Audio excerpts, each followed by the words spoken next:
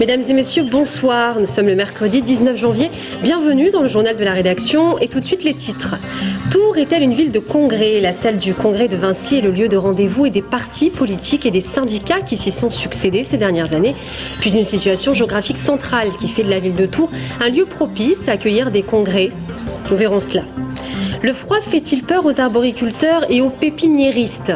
Les derniers jours de beau temps ont fait bourgeonner les arbres, mais le froid revient ces prochains jours. Nous verrons si cela a un impact sur leur développement. Le musée du Gémail ferme ses portes définitivement. Fondé en 1963 puis déplacé en 1976 dans le Vieux-Tours, la mairie a décidé de ne pas poursuivre l'aventure. Puis, Régine Charvet-Pello que nous recevons ce soir, donc par rapport à qu'est-ce qu'on mange, une question qu'on est sûrement, je pense, beaucoup en tout cas à se poser. Donc vous avez développé quelque chose donc à la mairie en fait, une idée qui propose des idées de repas pas très chères et puis surtout des bonnes idées de repas, comment bien manger. Vous nous expliquerez ça tout à l'heure. Absolument. Tours est-elle une ville de congrès? La salle de congrès de Vincy accueille des partis politiques et des syndicats ces dernières années. Après avoir accueilli ce week-end le congrès du Front National, nous nous sommes demandé si Tours avait l'envergure d'une ville de congrès. Élément de réponse avec Julien Gauthier. Bernard Thibault et François Chérec, main dans la main pour annoncer leur lutte commune face à la réforme des retraites. Hervé Morin, potentiel candidat au présidentiel de 2012 pour le nouveau centre. Ou dernièrement Jean-Marie Le Pen cédant la place à sa fille à la tête du Front National. Tout cela s'est passé au Vincy, au cœur de Tours. Tours, ville de congrès historique, puisqu'il y a 90 ans, ici naissait le Parti communiste. Tours, dont aujourd'hui une partie de l'activité économique dépend de leur accueil. Ça représente un peu plus de 10% de l'activité actuelle. On souhaite le monter à 20%. Avec des choses sur lesquelles il faut qu'on s'améliore, hein, c'est-à-dire que les choses que les gens ont à voir pendant leur séjour, et puis une capacité hôtelière insuffisante, puisqu'on a des congrès qu'on est obligé de refuser parce qu'on n'a pas suffisamment de chambres d'hôtel à proximité. Voilà, il faut passer d'un statut un peu de ville provinciale à une vraie métropole. En tout, le Vincy à lui seul attire plus de 150 congrès et salons par an, soit 80% de son activité. Et si certains congrès sont refusés par manque de place hôtelière, aucun ne l'est par idéologie. Alors quand certains lui reprochent d'avoir accueilli le Front National ce week-end, la réponse est simple. Dans la loi, il y a quelque chose qui est le refus de vente et qui est interdit. Et certains partis politiques extrémistes qui ont des difficultés pour trouver des endroits où faire leur congrès manient avec un talent extraordinaire le procès. On tient à prendre les congrès. Tout le monde les veut, les congrès. Il y a 140 palais des congrès en France, il y en a plus de 5000 dans le monde. Vous imaginez qu'on n'est pas les seuls à les chercher. Ironie du sort, le seul parti politique à n'avoir jamais réalisé de congrès à Tours est le Parti socialiste. Le froid fait-il peur aux arboriculteurs et aux pépiniéristes? Les derniers jours de beau temps ont fait bourgeonner les arbres. Une situation d'autant plus délicate que le froid fait son grand retour ces prochains jours dans la région. Un changement brutal de température qui a ou pas un impact sur le développement des arbres et des plantes. Charlotte Prudhomme. Cet hiver, il a fait froid, chose normale. Mais depuis quelque temps, un redout est arrivé, alors qu'en fin de semaine, on attend le retour du froid.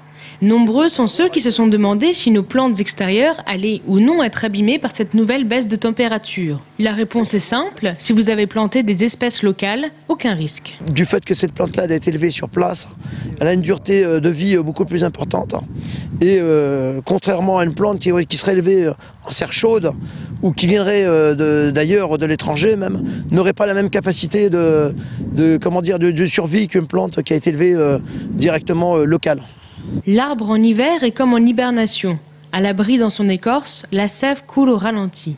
Les problèmes peuvent plutôt arriver en été ou dans quelques mois au printemps. Parce que là, les arbres sont en stade végétatif, donc il n'y a pas de montée de sève dans les arbres.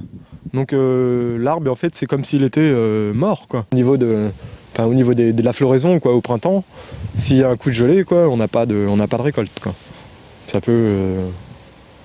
Ça peut arriver, quoi. Pour l'instant, je touche du bois, comme on dit. Quant à savoir si le fameux changement climatique a été repéré par ces témoins du terroir, les avis divergent. Mais certains en sont persuadés, les temps changent. C'est des choses qu'on remarque pratiquement tous les jours, du fait qu'on soit dehors aussi et qu'on vive avec les plantes dehors. À la même occasion que nous on produit, nous aussi on est dehors avec les plantes, donc on voit ce changement climatique. Alors d'ici le printemps, rassurez-vous, les arbres fruitiers, plantes d'ornement et autres espèces végétales ne craignent rien.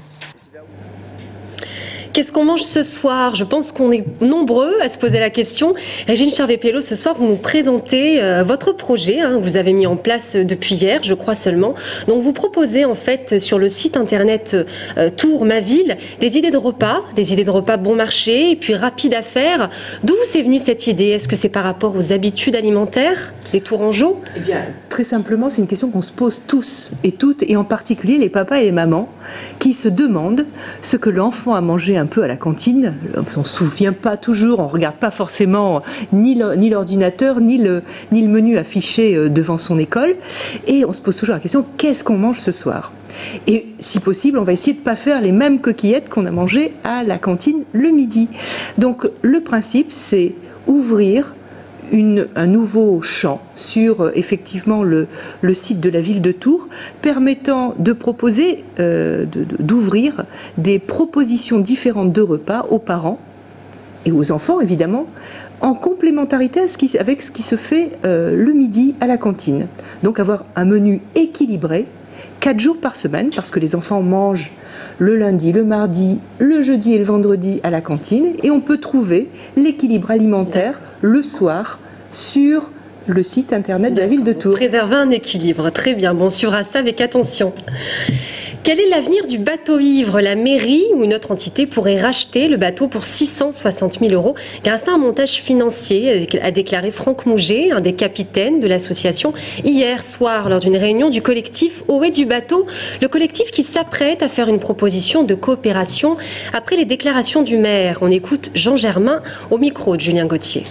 Si on vous donnait une chance de fonctionner et de survivre, c'était mieux que ce soit la ville ou un satellite. Enfin bon, on est en train de voir le sujet qui rachète. Ce qui fait que eux, ils auraient finalement simplement à faire les travaux et à le faire fonctionner. Et donc on rachèterait et on leur donnerait un bail minime pendant 6 ans. Voilà, c'est une proposition. Maintenant, évidemment, c'est au collectif de se décider.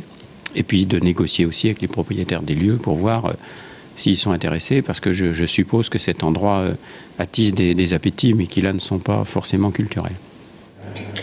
Le musée du Gémail a fermé définitivement ses portes dimanche. Fondé en 1963 puis déplacé en 1976 dans le Vieux-Tours, il a ouvert ses portes aux visiteurs pour la dernière fois dimanche dernier. La mairie a décidé de ne pas poursuivre l'aventure au motif qu'il ne serait pas assez rentable. Anaïs Michaud. La ville de Tours devra se passer du Gémail, cette technique proche du vitrail qui consiste à superposer des plaques de verre colorées a été créée par le Tourangeau Roger Malherbe. En 1976, le musée dédié à cet art s'installe à l'hôtel Rimbaud, propriété que le gémiste aurait vendue à la municipalité pour une somme dérisoire.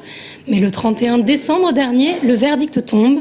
La mairie ne souhaite pas en reconduire le bail. Une décision que Jean-Paul Malherbe, le fils du créateur du Gémail, ne comprend toujours pas. On nous a dit, votre musée reçoit peu de monde à côté du musée du compagnonnage. C'est la vérité. Pourquoi? Pour une raison simple. Le musée du compagnonnage est un musée municipal. Le fonctionnement est financé par la ville de Tours. La ville de Tours, depuis 15 ans, n'a pas donné un centime à l'association des gémistes. Avec en moyenne 3 500 entrées par an contre 50 000 pour le musée du compagnonnage, pour la mairie, le choix était clair. Elle souligne d'ailleurs que si elle n'a pas donné un centime à l'association, elle lui a en revanche mis à disposition un hôtel particulier de 500 mètres carrés en plein centre-ville. Ça représente quand même des loyers importants, qui étaient bien entendu qui n'étaient pas payés par l'association. Donc la ville a mis l'immeuble à disposition gracieusement. La ville a entretenu régulièrement l'immeuble pendant toutes ces années, donc avec parfois des réparations lourdes. Je pense à la chapelle souterraine du XIIe siècle que la ville a restaurée de manière très, très brillante il y a quelques années. La ville a également assuré l'entretien quotidien. Il me semble difficile de prétendre que la ville n'a pas assuré un entretien ou une aide suffisante à l'association. Une réflexion est en cours à la mairie pour tenter de trouver un autre lieu pour accueillir les Gémeaux. Une exposition rare à l'Escale à Saint-Cyr-sur-Loire où sont présentés des objets et des vêtements liturgiques encore jamais montrés pour certains. Jean-Yves Couteau, adjoint à la culture à la mairie de Saint-Cyr-sur-Loire, a organisé cet événement. Le calice, le ciboire étant celui qui a un petit chapeau. Jean-Yves est adjoint à la culture à la mairie de Saint-Cyr. Mais aujourd'hui, il est directeur artistique de cette exposition. Une exposition rare puisqu'elle rassemble des objets et des vêtements liturgiques qui pour certains n'ont jamais été montrés. Un patrimoine religieux, un savoir-faire témoin du temps qui passe et qui, selon Jean-Yves, mérite d'être exposé. Derrière tout ça, il y a l'homme. Et c'est ça qui m'intéresse.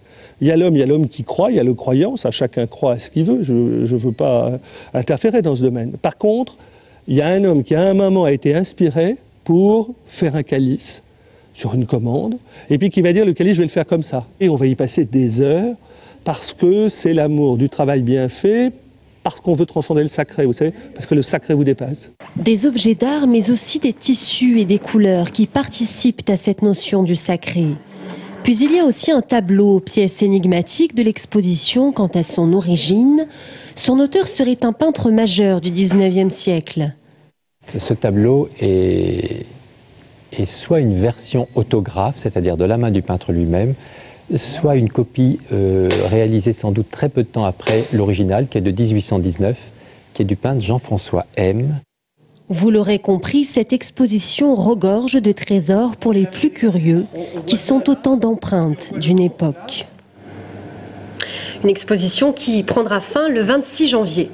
La célèbre arrivée de Paris-Tours aura toujours lieu avenue de Gramont, malgré le tramway.